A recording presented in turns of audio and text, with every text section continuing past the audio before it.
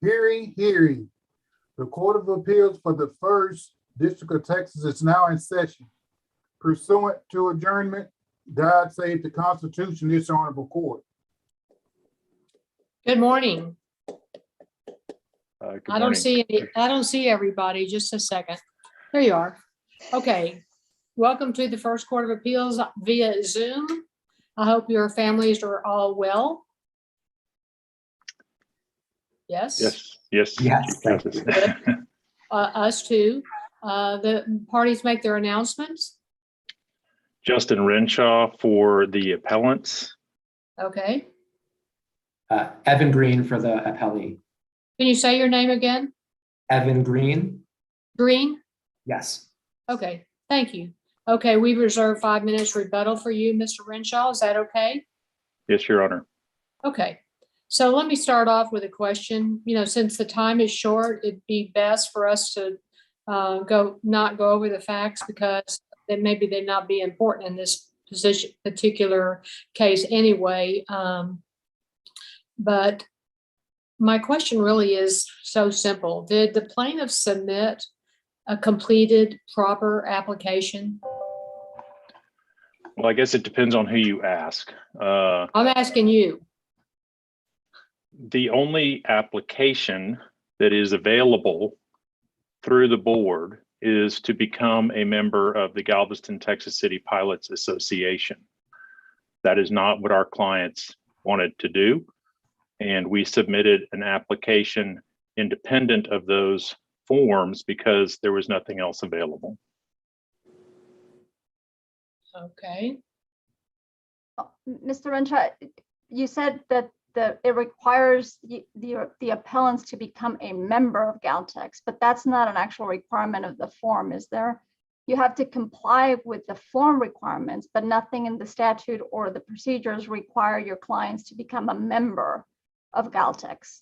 Of that association, no. However, the statute, specifically chapter or section 67033 and 0343 both tie the licensing qualifications to the affiliation with an existing pilot.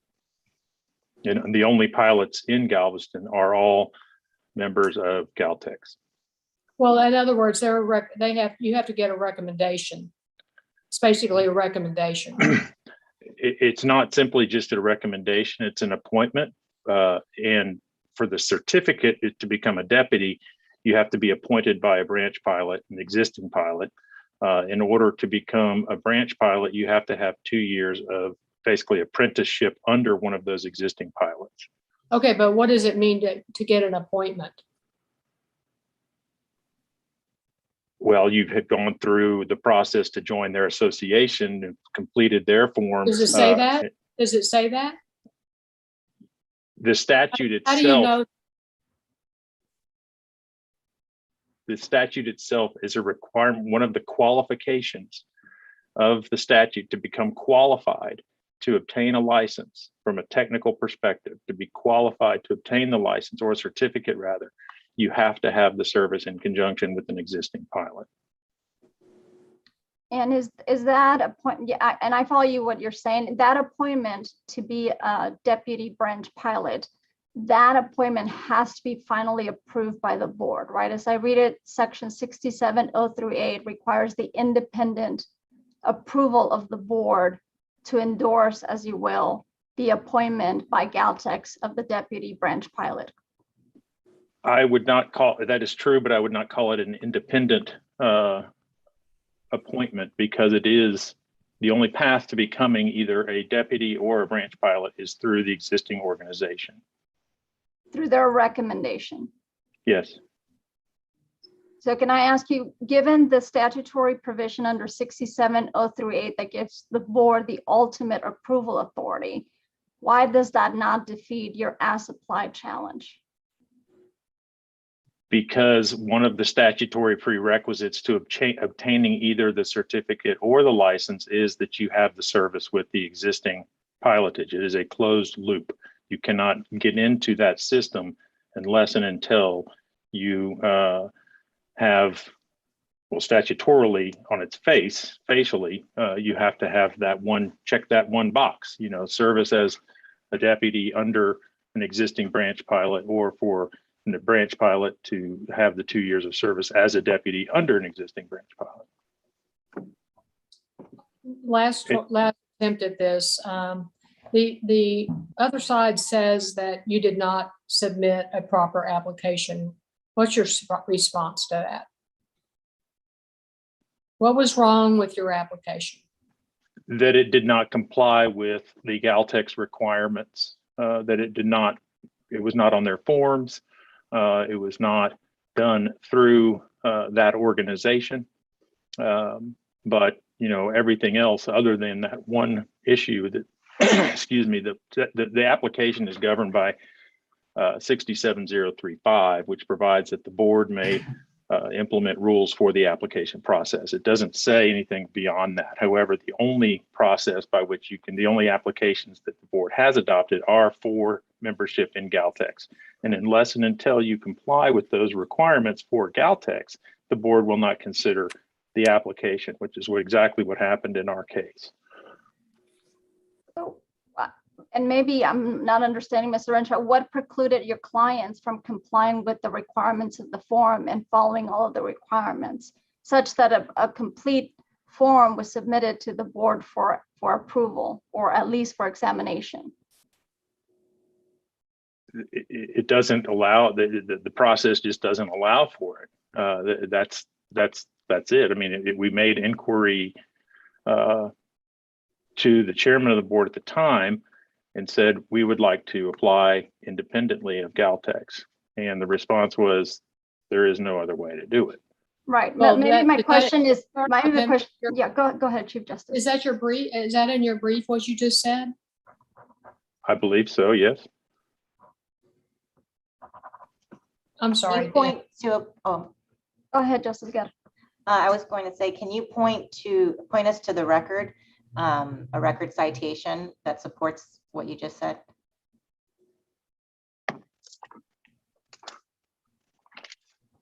Perhaps when you come back, you. Yeah, I'll get that. The main thing that the state or the board has actually said is that these requirements for the qualification are necessary for purposes of public health and safety. Well, first, as a preliminary matter, we are not attacking licensing in general. However, the sort of endorsement or approval of the existing pilot as a condition of safety is just not supported by the record. Whereas we have put forth evidence in the record that argument has been rejected elsewhere, in Alaska and in the Columbia River, dividing Oregon and Washington. And those are attached, those decisions are attached to our brief as appendices F and G. But the court doesn't need to look to other states to determine whether the closed system is designed to protect public health and safety. So in addition to the appellee's lack of any support for his position that in order to be properly qualified, an applicant must be associated with the existing pilot, Texas Transportation Code section 66.033 and 66034, which pertain to the qualifications for pilots in the Port of Houston, have no requirement whatsoever for service under an existing state licensed pilot as a condition of one's qualifications. And so in our opinion, that begs the question, if deputy service is required for safety in Galveston, why isn't it required in Houston, which is one of the largest ports in the United States and certainly the largest port in Texas? It has no rational relationship and only upholds the existing monopoly. Right, but in order to have rational basis, you don't have to have statewide uniformity. So we have to inquire on a case-by-case basis what the stated justification. Why is it not justified to have those who have already been served as ship pilots and who have the expertise necessary to determine whether a new applicant is going to have the expertise necessary to ensure safety in navigable waters? The one statewide requirement that is that there's 7 different sections of the Transportation Code that govern the regulation of pilots. One is for navigation districts generally, and then 6 chapters are for specific counties. The one thing that is uniform amongst them all, however, is that the applicants, or that all licensed pilots in Texas must be licensed by the United States Coast Guard under Title 46 of the U.S. Code. That's found in Texas Transportation Code Section 61.011. All 5 of the appellants in this case are licensed under Title 46, including 2 with specific federal pilot endorsements for the Galveston, Texas city waterways. None of them can even apply for the license in Galveston County without first going through Galtex, notwithstanding their federal license, which demonstrates their competency in general and also for the specific waterway. So you can have 2 vessels, for example, let's just say 2 cargo ships that are identical in all respects. One is flagged under the United States, the other is flagged under Panama or some other foreign jurisdiction. Our federal pilots are allowed to pilot the US flagged vessel, but because of this state prohibition, they cannot pilot the exact same vessel that's foreign flagged. So from a technical perspective, it has no rational basis that you have to have this connection to an existing pilot. Okay, let's hear from the other side.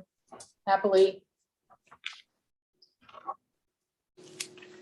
Same question to you, Mr. Green. So tell me about the application. There is an application that was provided to plaintiffs and it was never submitted back to the board. And that's the reason why their applications were never considered, is because they had the opportunity to apply and submit all the required materials and they just chose not to do it, instead bringing this lawsuit. But he was saying that the application is to Galtex only. The application is to the board. If you look at CR 380 to 394, that is the cover material and the board's application, which was required to be submitted to the board, which you can see at CR 383, I believe. And that includes the application itself. And I believe there's a physical examination that's appended to it, a bunch of things that were required to be submitted to the board itself, not to Galtex, that were just never provided. So plaintiffs here, they're asking the court to invalidate the Galveston Act, the licensing provisions, on grounds that they grant an unlawful monopoly to Galtex, but there's just no basis for that relief in the law or the record. Under the act, a person must obtain a license, as you know, to provide basic piloting services to ships that enter through the Galveston waterways and ports. And like many regulated professionals across Texas, a person must satisfy statutory fitness and experience requirements in order to obtain that license. Now, this system has already survived constitutional challenges in the US Supreme Court and Texas Courts of Appeals based upon the very public safety interest that plaintiffs' counsel was refuting. Mr. Green, I don't see the appellants challenging the fact that there are required qualifications. What they're challenging is that the apparent rubber stamping of the board of Galtex recommendation. So what steps does the board take to make sure that they conduct an independent evaluation of Galtex recommendation for appointment, or do they even engage in that independent examination under 67038? They do. They have their own meetings where they submit, they examine the applications that are submitted to them and they choose the best ones. Now, they do take recommendations from existing pilots per the statute. That's required by the statute, not by Galtex. And ultimately, the board is the one that makes the recommendations to the governor about who should receive the deputy appointments and who should become branch pilots ultimately. And now, keep in mind here, plaintiffs are challenging, this is largely a facial challenge to statutes. And on that claim, you're examining the text of the statutes, and they need to prove that the text is unconstitutional under the monopoly clause in every possible application that you can imagine. And now the monopoly clause is designed to prevent the state from interfering with the market to allow favored sellers to charge above competitive prices, but it does allow the state to make justified distinctions among different persons, like an occupational licensing scheme, and that's exactly what's being challenged here. And crucially, the licensing regime has no bearing on pricing, and that is the concern that we should be assessing when we're talking about monopolization. The board is separately charged with setting the rates that pilots can charge for their services, So this is not a competitive market where the state could be providing some kind of unfair advantage to particular sellers. That's just not what's going on here, because the board is setting the prices that ships must pay for pilot services that enter. I don't think he's talking so much about the prices. He's talking about basically a good old boy club in which you must get an appointment to be in that club in order to then finally qualify under the application process. I think that's what he said. Can you respond to that? I mean, there's nothing in the record or certainly the statutes that require you to join Galtex to be able to become a deputy in this system. And I that's think he was saying, though, that he have to be appointed, get an appointment. Maybe I didn't understand it well. yes, the statute requires an initial appointment from one of the pilots, and then that needs to be certified or finally approved by the board. And if you think about it, it's not much different than like the United States Supreme Court bar, which similarly you need to be appointed by an existing member of that bar to be able to practice before that court. And the reason that we have that is because we respect the experience of people that have practiced in that area, just like in the piloting statutes that we're looking at here.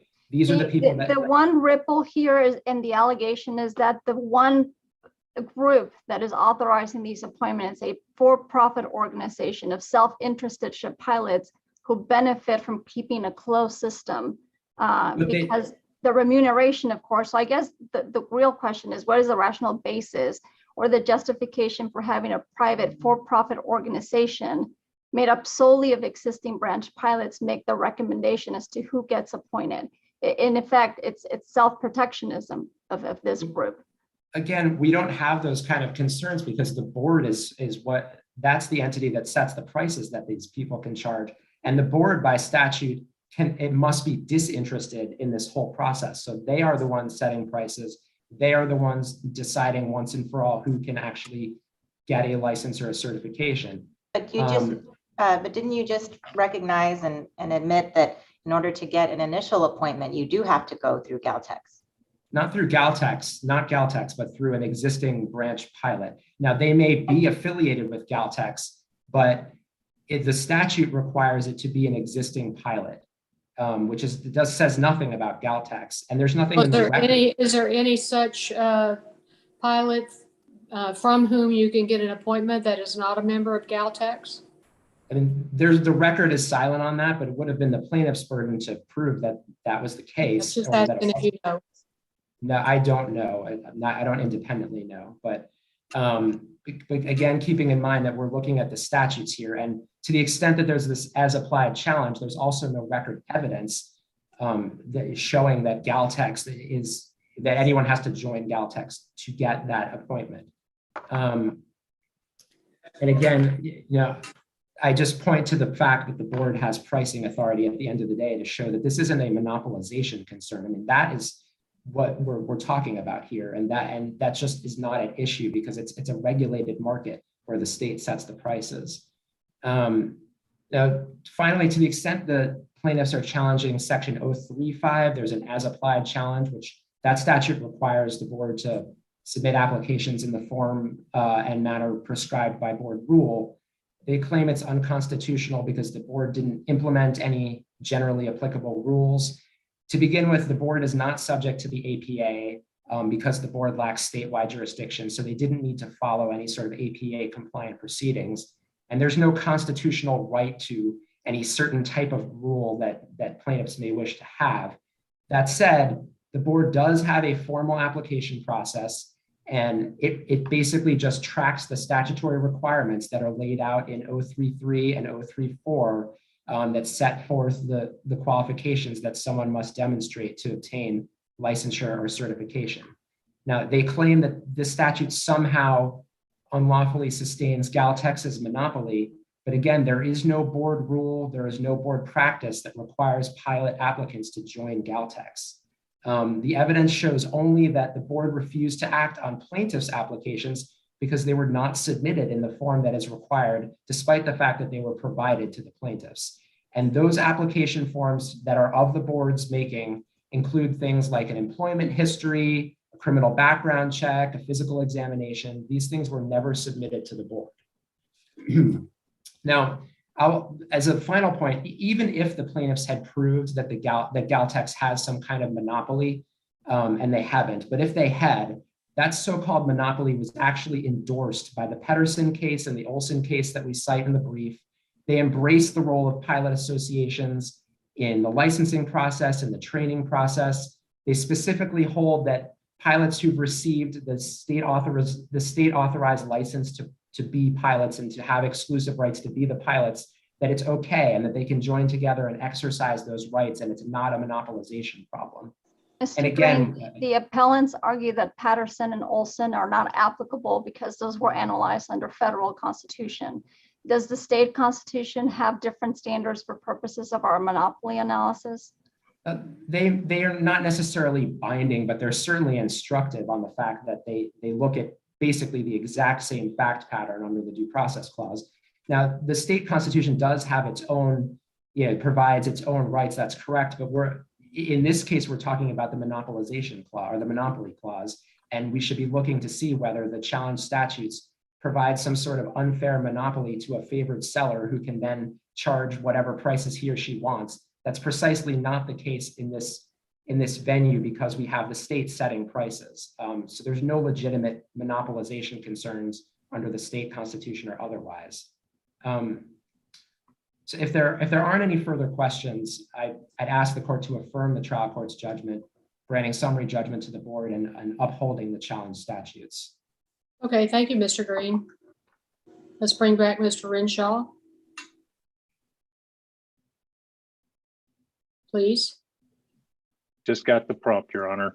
Okay, yes, Mr. Renshaw, before you get started, Mr. Green just said there's no showing that every pilot was a Galtex person from whom an applicant can seek to obtain an appointment, and that you didn't show that. What's your response to that? That is flatly false, and the record at 376 through 377, as well as 380 to 394, those are what we received after we actually submitted our applications. We received these Galtex applications, and the court can see in those record excerpts that the references are completely to Galtex. First, the board comes out and says, okay, to be eligible for a certificate, they regurgitate the statute. And then they say, additionally, quote, the Galveston, Texas City pilots further require that an applicant must check all these other boxes.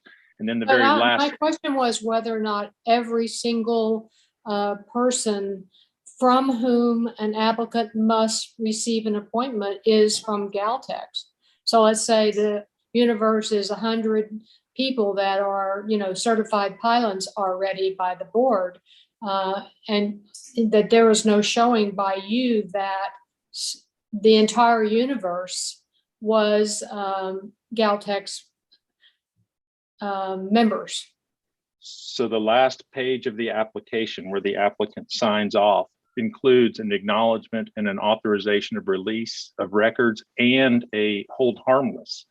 And it doesn't just hold the board harmless for the release of the records, it holds Galtex itself harmless from the release. And it authorizes the Galtex pilots to do whatever they do to conduct their investigation in conjunction with what the board's statutory mandate is. They are tied to each other by form and by statute. Okay, well, let me let you go on that question and just make your final comments. Well, there is no monopoly there's so many professions in this state that are licensed, right? Texas licenses lawyers, doctors, architects, all the way down to dog groomers, barbers, and tow truck drivers. The licensing itself is one thing, but the monopolization of those services is another. And there is no monopoly of lawyers or doctors or architects or dog groomers or barbers or tow truck drivers in this state. Just as there is no monopoly of ship captains or professional mariners in general. The one notable exception is, however, ship pilots licensed under state law. So for the reasons that we've briefed and for the reasons that are clear from the record, we would ask that the court reverse the trial court and render judgment that the provisions of the Transportation Code are void and unconstitutional on their face and as applied. Okay, thank you very much. This case is submitted and the court is adjourned.